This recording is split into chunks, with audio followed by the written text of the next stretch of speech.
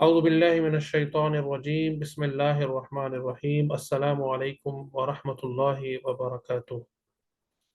سورہ البقرہ کا ترجمہ پڑھ رہے تھے، رکوع نمبر 7 ہے آج، اور اس کا موضوع بھی یعنی یہودیوں کو ان کی تاریخ یاد دلائی جا رہی ہے، اور اس تاریخ یاد دلانے کا مقصد ان کو یعنی اللہ تعالیٰ کی نعمتیں یاد دلانا ہے کہ دیکھو تمہارے اوپر اللہ تعالیٰ کیا کیا نعمتیں ماضی میں کر چکا ہے، تو اس کے ناشکرے نہ بنو، نافرمان نہ بنو، اور یہ جو اللہ تعالیٰ نے نیا پیغمبر بھیجا ہے، نئی کتاب بھیجی ہے، یہ تمام انسانوں کی ہدایت کے لیے بھیجی ہے، اس کو تسلیم کرو۔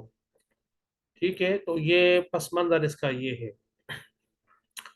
شروع کرتے ہیں۔ وَإِذِ اسْتَسْقَىٰ، وَإِذ اور یاد کرو وہ وقت جب استسقا طلب کیا پانی موسیٰ علیہ السلام نے لقومہ اپنی قوم کے لیے۔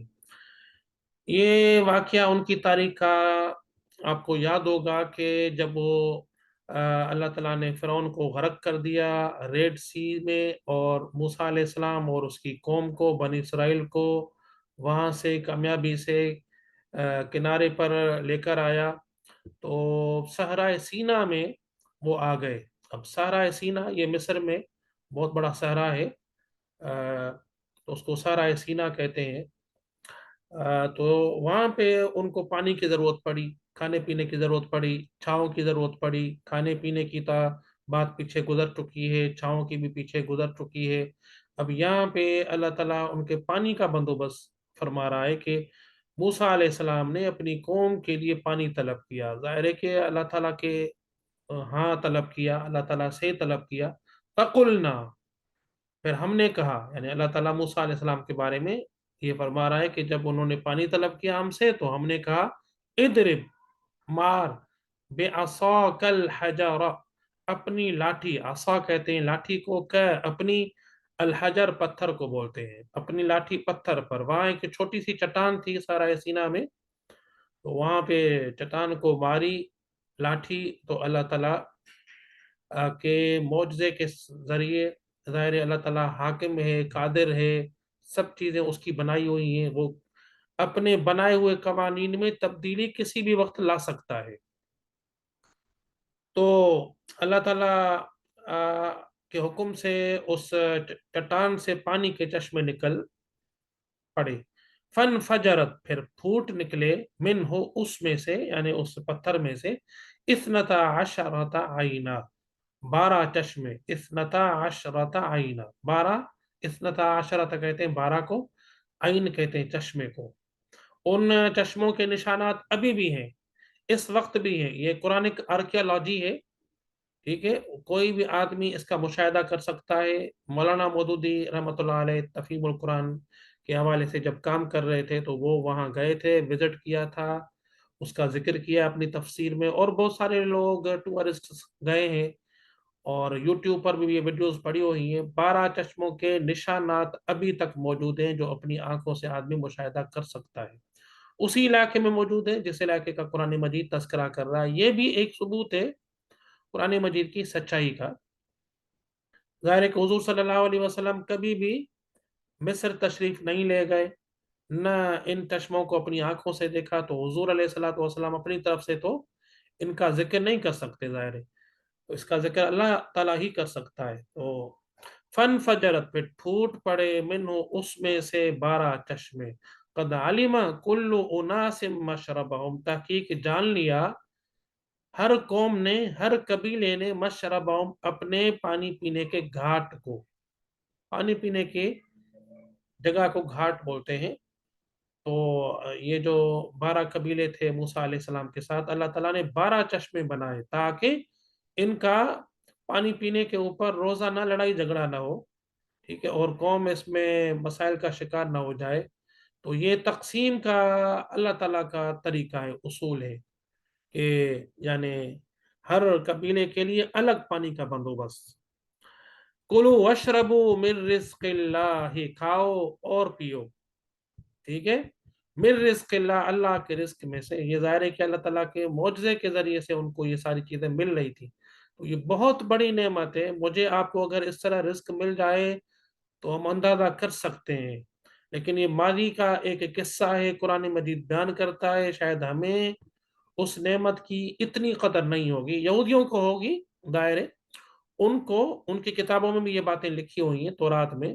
تو قرآن مجید حضور کے دور کے یہودیوں کو یاد دلا رہا ہے، ٹھیک ہے، تمہاری کتابوں میں یہ باتیں لکھی ہوئی ہیں اور تم نسل در نسل ان واقعات کو جانتے ہو، لہذا تمہیں اللہ تعالیٰ کی نافرمانی ابھی نہیں کرنی چاہیے. حضور کی نبوت کو تسلیم کرنا چاہیے، قرآن مجید کو تسلیم کرنا چاہیے، اسی میں تمہاری بھلائی ہے.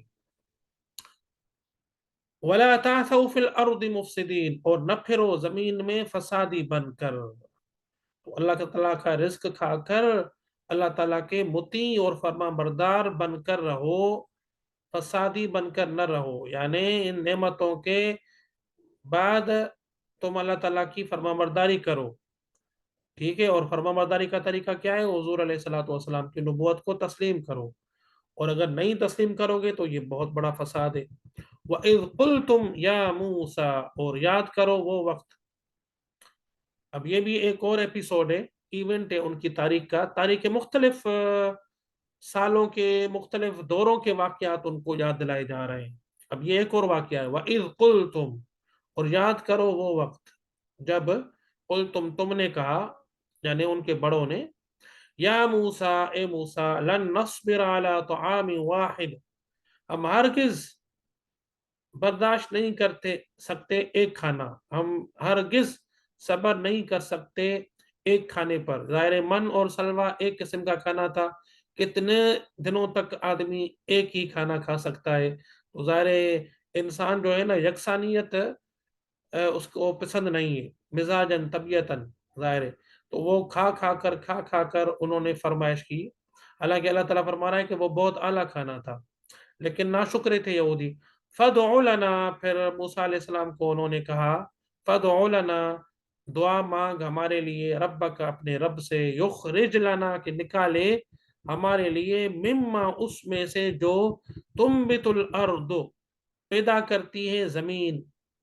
وہ کیا چیزیں پیدا کرتی ہے، وہ کیا چیزیں طلب کر رہے تھے؟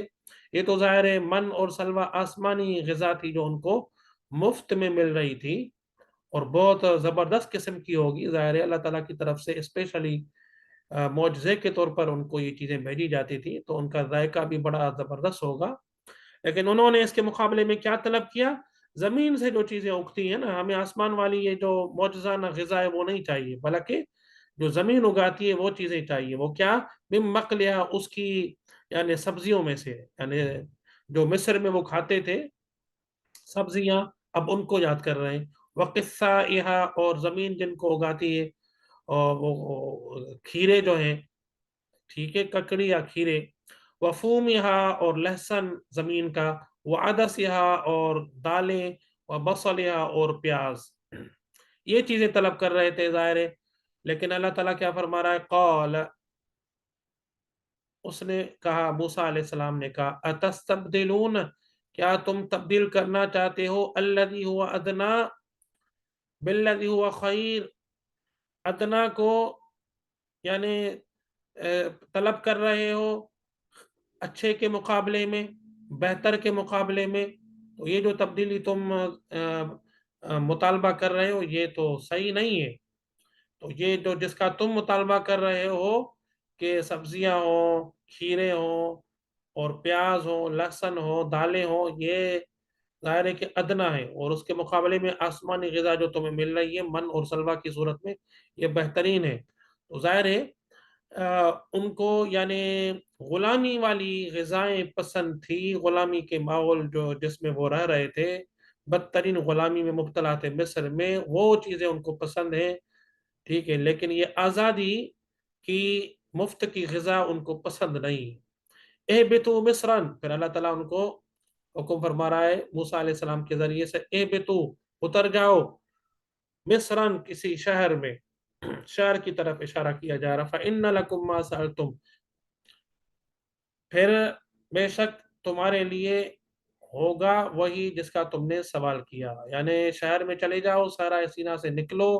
یہاں پہ تو اللہ تعالیٰ نے تمہیں رکھا تھا کچھ عرصے کے لیے تاکہ تمہاری ٹریننگ ہو، کیونکہ مستقبل میں تمہیں فلسطین کو فتح کرنا ہے، وہاں پہ جو قوم آباد ہے عمالقہ کی بڑی جنگجو قوم ہے، اس سے لڑ کر فلسطین کو فتح کرنا ہے، تو اس کے لیے یہ تربیتی مرحلہ تھا، لیکن تمہیں یہ تربیتی مرحلہ اور جہاد کی زندگی پسند نہیں ہے، لہذا تمہیں غلامی پسند ہے تو جاؤ شہر میں اور یہ غلامی والی زندگی بسر کرو، اور یہ غذائیں جو تم طلب کر رہے ہو یہ کھاؤ۔ وَضُرِبَتْ عَلَيْهِمُ الذِّلَّةُ وَالْمَسْكَنَةُ، اور تھوپی گئی، ماری گئی ان کے اوپر ذلت اور خواری۔ یعنی اللہ تعالیٰ کا جو بتایا ہوا راستہ تھا جہاد کا، اور موسیٰ علیہ السلام کی قیادت میں ان کو جو راستہ بتایا جا رہا تھا وہ اس کو چھوڑ رہے تھے، تو اللہ تعالیٰ نے ان کے اوپر ذلت اور مسکنت کو طاری کر دیا، مار دیا۔ وَبَاءُوا بِغَضَبٍ مِّنَ اللَّهِ، اور وہ پلٹ آئے اللہ کے غضب میں، یا گھر گئے اللہ کے غضب میں۔ ارے ذلت کی زندگی ان کو پسند تھی، تو پھر بڑے لمبے عرصے تک وہ اسی طرح کی زندگی انہوں نے گزاری، اور وہ بڑے عرصے کے بعد فلسطین جا کے فتح ہوا۔ یہ موسیٰ علیہ السلام کے دور میں نہیں ہو سکا، کیونکہ انہوں نے بزدلی دکھائی، اور وہ جو ٹریننگ اللہ تعالیٰ دینا چاہ رہا تھا موسیٰ علیہ السلام کے ذریعے سے، وہ ٹریننگ حاصل نہیں کر سکے۔ ذَلِكَ بِأَنَّهُمْ كَانُوا يَكْفُرُونَ، یہ ان کے اوپر ذلت اور خواری مسلط کیوں کی گئی، وہ اللہ کے غضب میں کیوں گر گئے؟ کیونکہ یہ اللہ تعالیٰ ظاہر ہے کہ کسی قوم کے اوپر ذلت اور خواری یوں ہی مسلط نہیں کرتا، بلکہ قوم کا اپنا قصور ہوتا ہے، اس قصور کی سزا کے طور پر اللہ تعالیٰ یہ کرتا ہے۔ قصور کیا ہے ان کا؟ لیکن اللہ تعالیٰ قصور بیان کر رہا ہے، سبب کیا ہے؟ ذَلِكَ بِأَنَّهُمْ، کیونکہ وہ کانوا یکفرون کر رہے تھے کفر بآیات اللہ، اللہ تعالیٰ کی آیتوں کا، اللہ تعالیٰ کے احکامات کا جو موسیٰ علیہ السلام کے ذریعے سے ان کو دیے جا رہے تھے۔ وَيَقْتُلُونَ النَّبِيِّينَ، اور قتل کرتے تھے پیغمبروں کو، بغیر الحق، نہ حق قتل کرتے تھے۔ ٹھیک ہے، ایک تو نبیوں کو قتل کرتے تھے، الٹا کوئی حق کے اوپر بھی قتل نہیں کرتے تھے، نہ حق، یعنی ان کے گناہ کی سنگینی کو بیان کیا جا رہا ہے۔ ایک تو عام آدمیوں کو قتل نہیں کرتے تھے، پیغمبروں کو قتل کرتے تھے، دوسرا حق پر قتل نہیں کرتے تھے، ان کا کوئی قصور نہیں ہوتا تھا، بے گناہ بے قصور ان کو قتل کرتے تھے، تو ظاہر ہے ان کی سنگینی بیان کی جا رہی ہے جرم کی۔ تو یہ تورات میں آج بھی موجود ہیں بہت سارے واقعات، انہوں نے پیغمبروں کو کیسے قتل کیا دنیا کی خاطر، مفادات کی خاطر۔ ٹھیک ہے، یحییٰ علیہ السلام کو قتل کروایا بادشاہ کے ذریعے سے، زکریا علیہ السلام کو قتل کروایا، ایلیا پیغمبر کو قتل کروایا، اس کے بعد یہ عیسیٰ علیہ السلام کو پھانسی پر لٹکانے کی کوشش کی، اللہ تعالیٰ نے اپنے خاص معجزے اور فضل و کرم سے اس کو بچا دیا۔ ٹھیک ہے، تو یہ ان کے جرائم کی ایک بڑی لمبی فہرست ہے۔ تو اب ان کو ظاہر ہے کہ آگے چل کر اللہ تعالیٰ بیان کرے گا کہ ہم تمہیں معزول کر رہے ہیں، اور اس منصب پر نئی امت کو فائز کر رہے ہیں، امت مسلمہ کو فائز کر رہے ہیں۔ تو امامت کے منصب سے معزول کرنے سے پہلے یہ پوری چارج شیٹ جرموں کی اللہ تعالیٰ ان کے سامنے رکھ رہا ہے۔ ذَلِكَ بِمَا عَصَوْا، اور یہ تو تمہارے اوپر ذلت اور خواری مسلط کی گئی، اللہ تعالیٰ کے غضب میں گر گئے، اور تمہیں آزادی نصیب نہیں ہوئی، تو اس کی وجہ کیا ہے؟ ذَلِكَ بِمَا عَصَوْا، کیونکہ یہ اس لیے ہوا کیونکہ انہوں نے نافرمانی کی، وَكَانُوا يَعْتَدُونَ، اور حد سے گزر جاتے تھے۔ تو یہ ظاہر ہے کہ پیغمبروں کو قتل کرنا اور اتنے بڑے معجزات دیکھنے کے بعد، یعنی اللہ تعالیٰ کے احکامات کی نافرمانی کرنا، یعنی بڑی ڈٹائی کا کام ہے۔ ظاہر ہے کوئی آدمی اپنی آنکھوں سے اللہ تعالیٰ کے معجزے دیکھے اور پھر وہ اللہ تعالیٰ کے احکامات کی نافرمانی کرے، آپ ذرا تصور کریں کتنا یعنی انتہائی یعنی گھٹیا کام ہے یہ۔ تو اللہ تعالیٰ نے ان کا سبب بیان کر دیا ہے کہ تمہیں اللہ تعالیٰ نے کیوں ذلیل کیا، رسوا کیا، اور کیوں اللہ تعالیٰ نے تمہارے اوپر غضب نازل کیا۔ تو یہ ترجمہ ہے، اب یہ یہودیوں کی تاریخ چل رہی ہے، یہ آگے تک چلے گی، کافی رکوع ہے تاریخ کے، اور واقعات آئیں گے آگے چل کے انشاءاللہ۔ ٹھیک ہے، درمیان میں پھر شریعت کے احکام بھی آئیں گے، ہم ان کا مطالعہ کریں گے۔ اب کوئی سوال ہے کسی کو تو وہ کر سکتا ہے۔ ترجمے کے حوالے سے کوئی سوال ہو، میں آپ کے مائکوں کو انمیوٹ کر دیتا ہوں اور آپ اپنا مائک انمیوٹ کر کے بات کر سکتے ہیں۔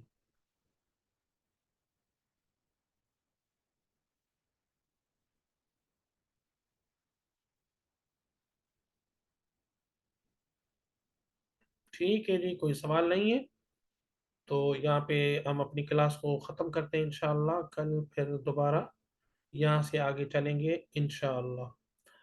اللہ تعالیٰ مجھے آپ کو قرآن مجید کو براہ راست پڑھنے اور سمجھنے کی توفیق عطا فرمائے، اور یہ ہماری آ، جو کوشش ہے ہلکی پھلکی، یہ اللہ تعالیٰ اپنی بارگاہ میں قبول فرمائے۔ وما علینا الا البلاغ المبین، آخر دعوانا ان الحمد للہ رب العالمین۔